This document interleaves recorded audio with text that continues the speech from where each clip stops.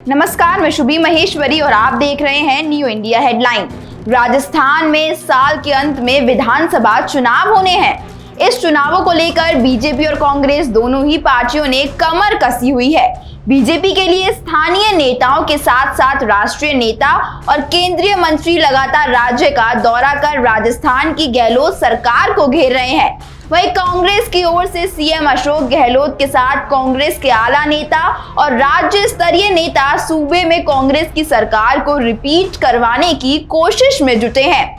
ऐसे समय में जब कांग्रेस और बीजेपी के बीच राजनीतिक खींचतान का दौर जारी है, इस बीच राजस्थान चुनाव को लेकर एक सर्वे सामने आया है। ओपिनियन पोल 2023 ने कांग्रेस उम्मीदों को पंख लगा दिए हैं। पोल के अनुसार इस साल के अंत में होने वाले विधानसभा चुनावों में गहलोत सरकार रिपीट हो सकती है। सर्वे के अनुसार राजस्थान की 200 सीटों में से कांग्रेस के हिस्से में 101 सीटें आ सकती हैं। वहीं बीजेपी को 92 सीटों से संतोष करना पड़ सकता है। सर्वे के अनुसार कांग्रेस को 97 से 105 सीटें और बीजेपी को 89 से 97 सीटें मिल सकती हैं। फिलहाल कांग्रेस के पास 200 सदस्यीय राजस्थान विधानसभा में 100 सीटें हैं। सर्वे के अनुसार कांग्रेस को 41% वोट शेयर मिलने का अनुमान है, जबकि भाजपा के खाते में 40% वोट पड़ने की संभावना है।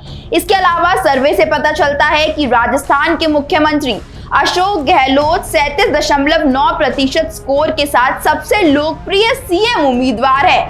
उनके बाद भाजपा की वसुंधरा राजे 25.5% और कांग्रेस के सचिन पायलट 25.4% हैं।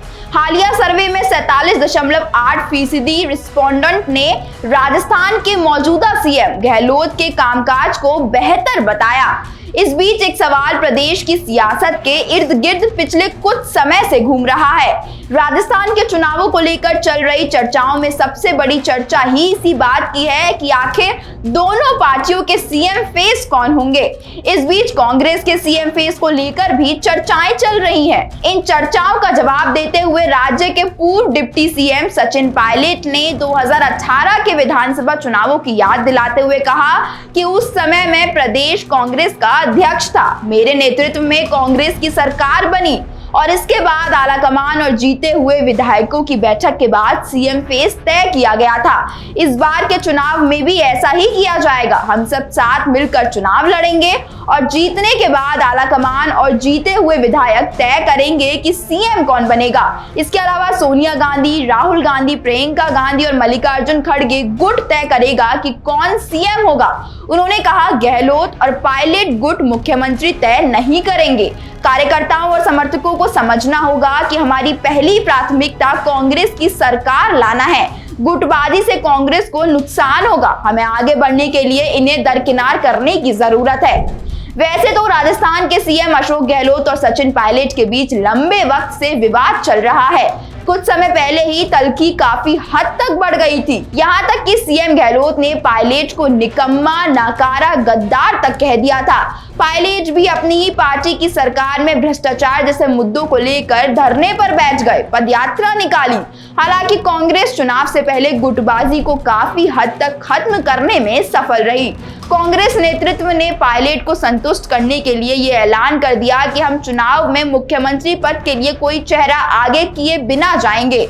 दोनों नेताओं से एकजुट होकर चुनावी मैदान में जाने और बयानबाजियां तत्काल रोकने को कहा। इतना ही नहीं, हाल ही में पायलट को साधने के लिए उन्हें वर्किंग कमेटी में भी जगह दी गई थी। राज्य में विधानसभा चुनाव सिर पर हैं। कांग्रेस के साथ ही भाजपा भी अभी तय नहीं कर पाई है कि आखिर किसके चेहरे पर राज्य का विधानसभा चुनाव लड़ा जाएगा। इस दौरान राजस्थान में बीजेपी के सीएम फेस को लेकर पूर्व सीएम वसुंधरा राजे के अलावा भी कई नामों की चर्चा की जा रही है। इनमें केंद्रीय मंत्री गजेंद्र सिंह शेखावत के साथ ही पूर्व प्रदेश अध्यक्ष सतीश पूनिया का नाम भी आगे चल रहा है। खैर, आपको क्या लगता है कि इस बार राजस्थान में कांग्रेस बाजी मार पाएगी या बीजेपी का चलेगा जादू? अपनी राय हमें कमेंट करके जरूर बताएं। धन्यवाद।